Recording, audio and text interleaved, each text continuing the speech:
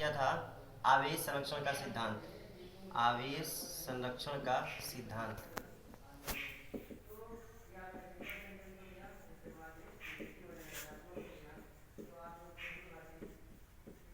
तो इस सिद्धांत के अनुसार हमने पढ़ा कि किसी भी पदार्थ में आवेश संरक्षित रहता है, या हम कहें कि दो वस्तुएं हैं, वस्तु ए और वस्तु बी। अगर ए को और बी को आवेशित करते हैं, अर्थात ए और बी को आपस में या तो घर्षण द्वारा, या तो चालन द्वारा, या तो प्रेरण द्वारा अगर आवेशित करते हैं, तो ए से इलेक्ट्रॉन बी में जाएगा, या तो बी से इलेक्ट्रॉन ए में आएगा।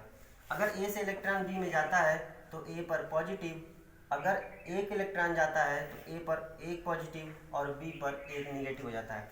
अगर दो इलेक्ट्रॉन जाएगा तो ए पर दो पॉजिटिव और बी पर दो निगेटिव हो जाएगा। इसका मतलब ये है कि किसी भी निकाय का कुल आवेश नियत रहता है। हम ये कह सकते हैं कि किसी भी विलग निकाय का या विलगित निकाय का कुल आवेश संचित रहता है या नियत रहता है, परिवर्तित नहीं होता। अब हम कल ये बताए थे आपको आवेशित करने की विधियां, मतलब वस्तुओं को या किसी पदार्थ को कैसे हम आवेशित करते हैं। तो इसकी तीन विधि पढ़े थे। पहला विधि था घर्षण द्वारा। घर्षण द्वारा इसमें एक वस्तु को दूसरी वस्तु पे रगड़ देते हैं, घिस देते हैं, जिसके कारण पहली वस्तु से या तो इलेक्ट्रॉन दूसरी वस्तु पे जाता है, या दूसरी वस्तु से इलेक्ट्रॉन पहली वस्तु पे आता है। दूसरी विधि पढ़े थे चालन। चालन इस विधि में क्या करते हैं, कोई वस्तु ए है और कोई वस्तु दूसरी है बी। ए आवेशित है, बी आवेशित नहीं है, उदासीन है। ए को बी से केवल किसी तार द्वारा संपर्क करा देते हैं तो बी पर भी प्लस चार्ज आ जाता है ए की वजह से। तो ये दूसरी विधि आवेशन की कि चालन द्वारा भी हम किसी दूसरी वस्तु को पहली वस्तु द्वारा आवेशित कर सकते हैं। तीसरी विधि होती है प्रेरण द्वारा। प्रेरण द्वारा इसमें क्या होता है, कोई एक वस्तु है ए, ये आवेशित है, दूसरी वस्तु पे कोई आवेश नहीं है, अर्थात वो उदासीन है। तो ए को बी के पास केवल ले जाते हैं तो बी पर निगेटिव चार्ज अपने से जनरेट हो जाता है। इसके बारे में हम बात करेंगे अगले चैप्टर में, ऐसा क्यों होता है। लेकिन फिलहाल ये समझते हैं कि जब कोई उदासीन वस्तु किसी आवेशित वस्तु के पास ले जाते हैं तो पहली वस्तु पे जो आवेश होगा उसके विपरीत परिमाण का आवेश दूसरी वस्तु पे उत्पन्न हो जाता है। तो इस विधि को बोलते हैं प्रेरण। अब चालन और प्रेरण में क्या फर्क होता है कि चालन में हम दोनों वस्तुओं को संपर्क कराते हैं और प्रेरण में संपर्क नहीं कराते, बस कुछ दूरी पे रख देते हैं। घर्षण द्वारा देखिए क्या होता है, घर्षण में कोई वस्तु ए है और कोई वस्तु बी है। ए को बी पे अगर घिस देते हैं, रगड़ते हैं, तो इसमें से इलेक्ट्रॉन इसमें जाता है, तो ये पॉजिटिव ये निगेटिव, मतलब एक वस्तु पॉजिटिव तो दूसरी निगेटिव। इसमें भी एक पॉजिटिव दूसरी निगेटिव, लेकिन इसमें समान आवेश होता है। ए को बी के साथ संपर्क कराएंगे तो ए पे अगर पॉजिटिव आवेश है तो बी पर भी पॉजिटिव हो जाएगा, ए पर निगेटिव आवेश है तो बी पर भी निगेटिव आवेश हो जाएगा। अब अगर हम ये कहें कि आवेशन केवल इलेक्ट्रॉनों के द्वारा ही होता है, यहाँ पे अगर हम कहें आवेशन या कोई वस्तु को हम आवेशित करेंगे तो इसमें मुख्य रूप से जिम्मेदारी होती है किसकी, इलेक्ट्रॉनों की। प्रोटॉन क्यों नहीं भाग लेते, तो अगर हम समझाएं तो ये कहें कि किसी भी परमाणु का अगर हम, ये नाभिक हो गया, ये हो गया न्यूक्लियस, इसमें ये हो गई कक्षा। सपोज दैट इसमें दो कक्षाएं हैं, पहली कक्षा में दो इलेक्ट्रॉन, दूसरी कक्षा में एक इलेक्ट्रॉन है, और नाभिक में होता है प्रोटॉन और न्यूट्रॉन, और बाहर इलेक्ट्रॉन चक्कर लगाते हैं। तो प्रोटॉन पे प्लस आवेश, न्यूट्रॉन उदासीन होता है, और इलेक्ट्रॉन पे ऋण आवेश होता है। तो जब इस पदार्थ को किसी अन्य पदार्थ पे रगड़ेंगे तो केवल इलेक्ट्रॉन ही बाहरी कक्षा से निकलता है, प्रोटॉन अंदर से नहीं निकल पाता, क्योंकि प्रोटॉन को निकालने के लिए बहुत ज़्यादा एनर्जी की जरूरत पड़ेगी, जो असंभव है। लेकिन इलेक्ट्रॉनों को हम आसानी से निकाल सकते हैं, और वही तीन विधियों से निकालेंगे, या तो घर्षण द्वारा, या तो चालन द्वारा, या तो प्रेरण द्वारा। तो हम ये कहें कि इलेक्ट्रॉनों किसी भी वस्तु को आवेशित करने के लिए मुख्य रूप से भूमिका होती है इलेक्ट्रॉनों की, न कि प्रोटॉनों की। अब एक बात करें आवेश का क्वांटीकरण। अगली हेडिंग है आवेश का क्वांटीकरण।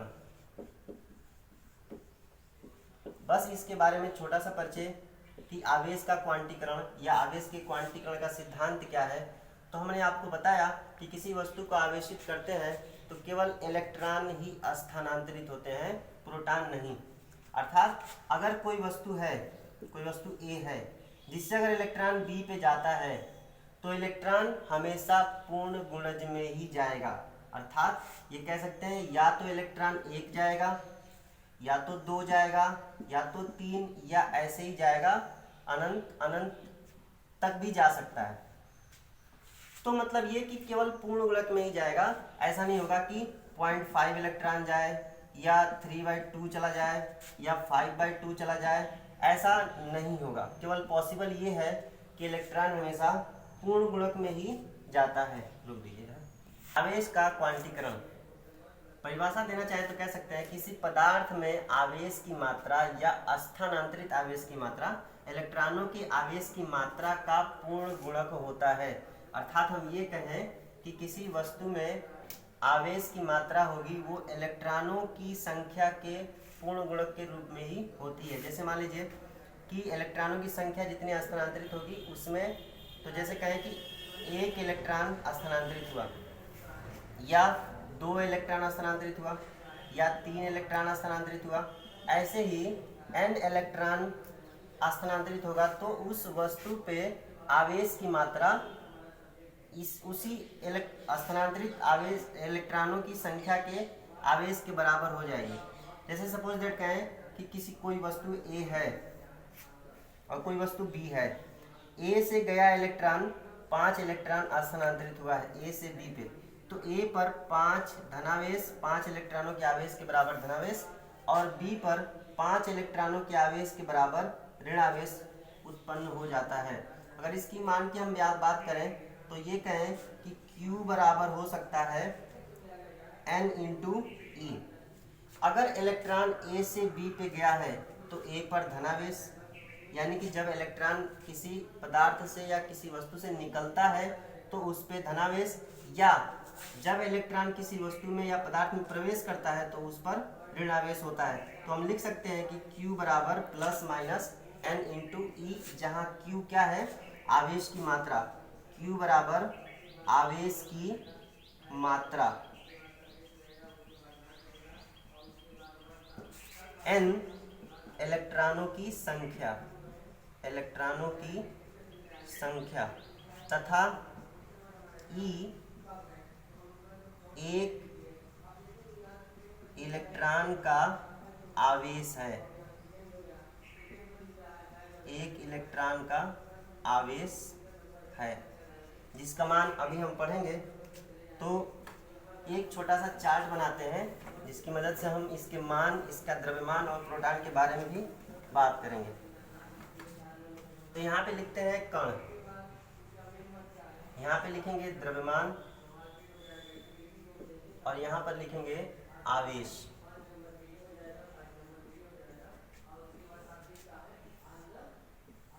सबसे पहले लिखते हैं इलेक्ट्रॉन। एक इलेक्ट्रॉन का द्रव्यमान होता है 9.1 ×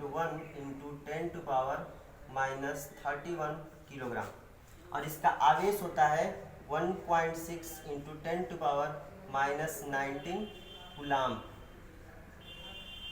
और ये आवेश होता है निगेटिव। इलेक्ट्रॉन पे आवेश होता है निगेटिव। इसके बाद बात करें प्रोटॉन की। प्रोटॉन का द्रव्यमान होता है 1.67 × 10⁻27 किलोग्राम, और इस पे भी आवेश की मात्रा होती है 1.6 × 10⁻19 कूलाम, लेकिन ये आवेश पॉजिटिव होता है।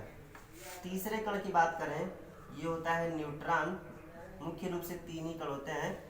न्यूट्रॉन जिसका द्रव्यमान 1.67 लगभग प्रोटॉन के द्रव्यमान के बराबर × 10⁻27 किलोग्राम, और ये होता है उदासीन कण, अर्थात कि न्यूट्रॉन पर कोई भी आवेश नहीं होता है।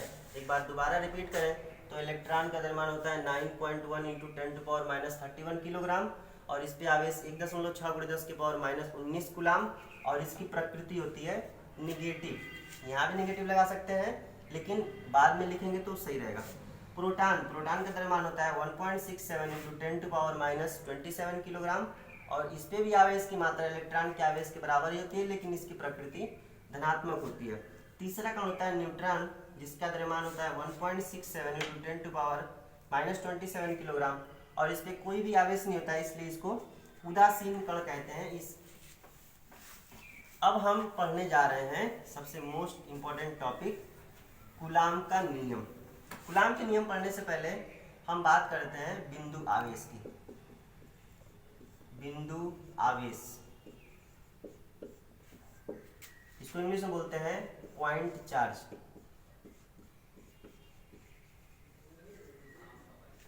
बिंदु आवेश क्या होता है?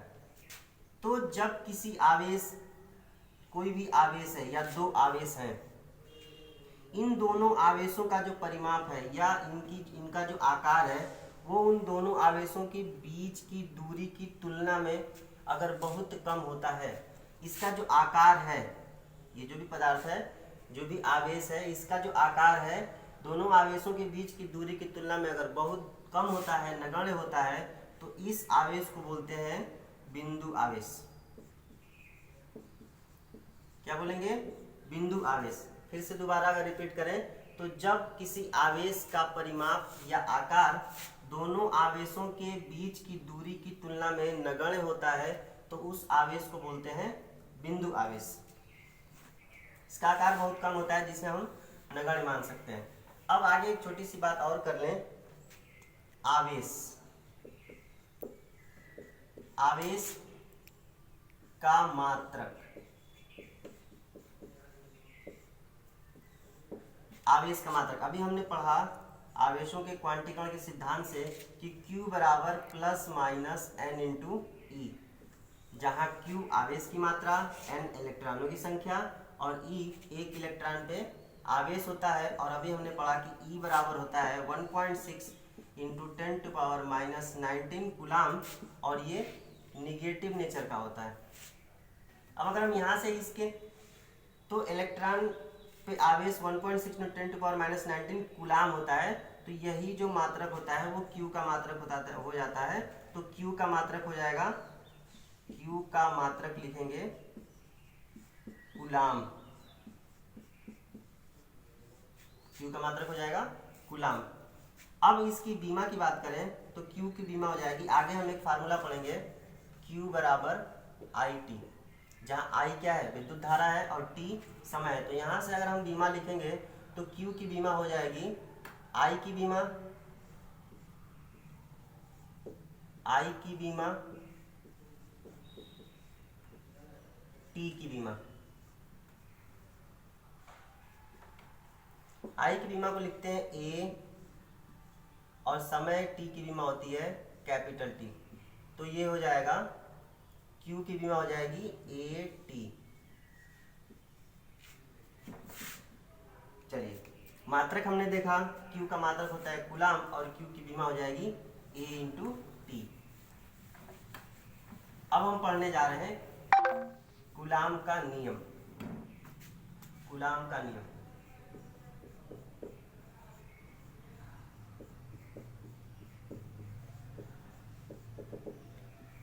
तो कूलाम एक वैज्ञानिक हुए जिन्होंने कहा कि जब दो बिंदु आवेश, सपोज दैट इसका मान Q1 और इसका मान Q2 है, दो बिंदु आवेश एक दूसरे से कुछ दूरी पर स्थित हों, तो इन दोनों आवेशों के बीच में एक बल कार्य करता है, जिसे वैद्युत बल कहते हैं।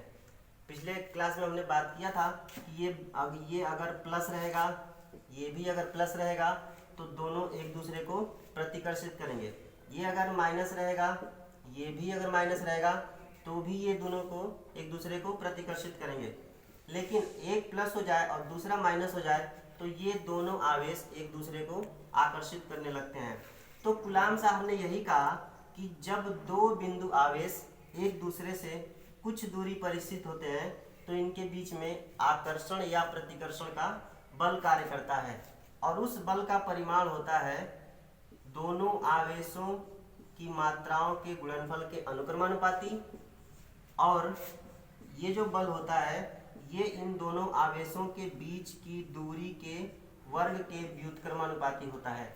फिर से बात करें तो इसका आवेश Q1 है, इसका आवेश Q2 है, तो इसके बीच में जो आकर्षण या प्रतिकर्षण का बल लगेगा उस बल का परिमाण दोनों आवेशों के परिमाण के गुणनफल के अनुक्रमानुपाती या समानुपाती एवं बीच की दूरी के वर्ग के व्युत्क्रमानुपाती होता है।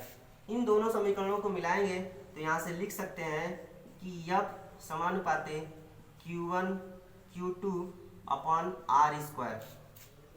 अगर समानुपात का चिन्ह हटाते हैं तो कोई एक नियतांक आता है, तो यहाँ पे F इज इक्वल टू लिख सकते हैं K Q1 Q2 अपॉन में R स्क्वायर, जहाँ K एक समानुपाती नियतांक है जिसका मान इन दोनों आवेशों के बीच माध्यम पर निर्भर करता है। तो यहाँ से हमने ये सीखा कि जो कूलाम का बल, इसी को कूलाम का बल भी कहते हैं या वैद्युत बल कहते हैं, तो जो कूलाम का बल F है वो दोनों आवेशों की मात्राओं के गुणनफल के अनुक्रमानुपाती होता है और बीच की दूरी के वर्ग के व्युत्क्रमानुपाती होता है। एक बात इसमें ये ध्यान देने वाली बात है कि ये दोनों आवेश बिंदु आवेश होने चाहिए। बिंदु आवेश के लिए ही कूलाम का नियम सत्य है। तो अगर इन दोनों समीकरणों को मिलाएंगे तो F समानुपाती हो जाएगा Q1 Q2 upon R square, और जब समानुपात का चिन्ह हटाएंगे, पिछली कक्षा में हमने बात किया है कि जब समानुपात का चिन्ह हटाते हैं तो कोई एक नियतांक आता है, तो लिख सकते हैं कि F बराबर K Q1 Q2 बटे में R स्क्वायर, जहाँ K एक समानुपातिक नियतांक है, समानुपातिक नियतांक है जिसका मान दोनों आवेशों के बीच के माध्यम पर निर्भर करता है। बल का मात्रक न्यूटन होता है, सबको पता है। यहां से K का मात्रक क्या लिखेंगे? K का मात्रक, इस समानुपाती नियतांक का मात्रक क्या लिखेंगे? तो यहां से लिख सकते हैं K बराबर फार्मूले के हिसाब से F R स्क्वायर अपॉन में Q1 Q2। तो K का मात्रक लिखेंगे newton into metre square upon coulomb का स्क्वायर। न्यूटन मीटर स्क्वायर प्रति कूलाम स्क्वायर K का मात्रक होता है। अब इसमें दो कंडीशन होती है, कूलाम के नियम में दो कंडीशन होती है। यदि इन दोनों आवेशों के बीच में या तो निर्वात हो या हवा हो, और दूसरी कंडीशन ये होती है कि इन दोनों आवेशों के बीच में कोई परावैद्युतांक या कोई माध्यम रख दिया गया हो। तो पहली कंडीशन, जब दोनों आवेशों के बीच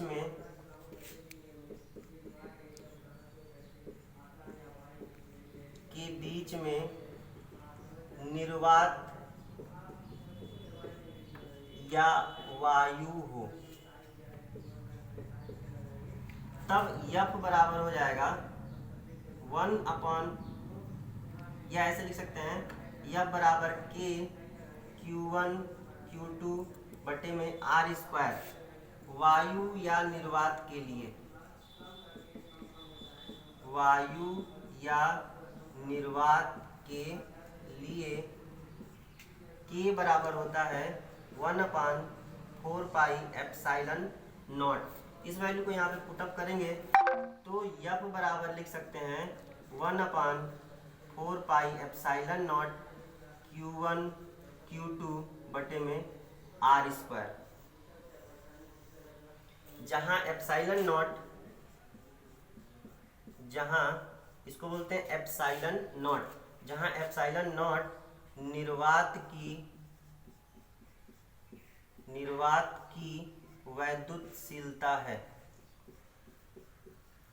निर्वात की वैद्युतशीलता है, इसी को निरपेक्ष वैद्युतशीलता भी कहते हैं। तो यह बराबर मिल गया 1/4 pi epsilon naught Q1 Q2 upon R square. अब यहाँ से 1/4 पाई एप्सिलॉन नॉट की वैल्यू होती है 9 × 10⁹ मात्रक की बात करें तो ऊपर हमने मात्रक पढ़ा है न्यूटन मीटर स्क्वायर प्रति कूलाम स्क्वायर। तो इस वैल्यू को दोबारा यहाँ पुटअप करें तो लिख सकते हैं कि F बराबर होता है 9 × 10⁹ Q1 Q2 अपॉन में R²। ये फार्मूला तब सही है जब दोनों आवेशों के बीच में निर्वात या वायु स्थित हो। इसका मात्रक हो जाएगा न्यूटन। अब दूसरी कंडीशन होती है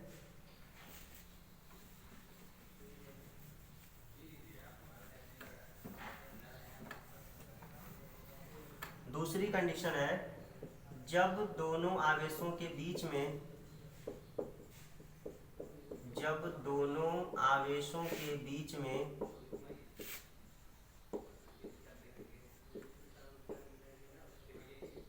स्मॉल के लिखेंगे, कैपिटल के पहले था, अब की बार स्मॉल के परावैद्युतांक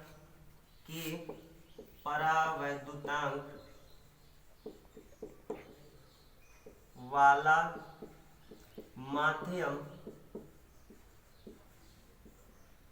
रख दिया गया हो या रखा हो, तब जो होता है बल का मान पहले की तुलना में घट जाता है, अर्थात F बराबर हो जाएगा 1/4 pi epsilon naught into K Q1 Q2 upon R²। यहाँ पे कर दिए हैं F is equal to 1/4 pi epsilon naught into K Q1 Q2 बटे में R² न्यूटन, जहाँ के क्या है माध्यम का परावैद्युतांक है। अब यहाँ पे इसको Fm लिखते हैं। Fm इसलिए लिखते हैं क्योंकि दोनों आवेशों के बीच में अब की बार कोई मीडियम है, कोई माध्यम रखा हुआ है। अब पहली वाली कंडीशन में वायु थी इसलिए वहाँ पे कुछ नहीं लिखे, तो हम यहाँ से लिख सकते हैं कि F/Fm is equal to 1/4 pi epsilon naught Q1 Q2 upon R² upon 1/4 pi epsilon naught into K Q1 Q2 upon R²। Equation को अगर पलटेंगे तो लिख सकते हैं कि 1/4 pi epsilon naught Q1 Q2 upon R² multiply 4 पाई एप्सिलॉन नॉट इंटू के R² upon Q1 Q2।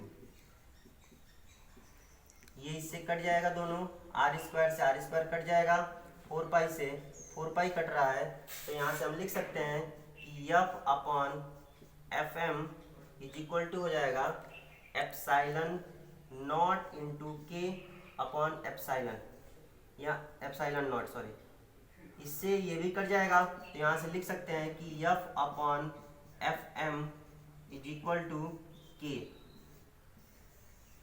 तो यहाँ से हम के की परिभाषा लिख सकते हैं कि किसी माध्यम का परावैद्युतांक निर्वात में दोनों आवेशों के बीच लगने वाले बल एवं माध्यम में दोनों आवेशों के बीच लगने वाले बल के अनुपात के बराबर होता है। के एक मात्रकहीन राशि है, क्योंकि ऊपर भी बल नीचे भी बल, तो दोनों कट जाएंगे एक दूसरे के बीच, तो के का कोई मात्रक नहीं होता।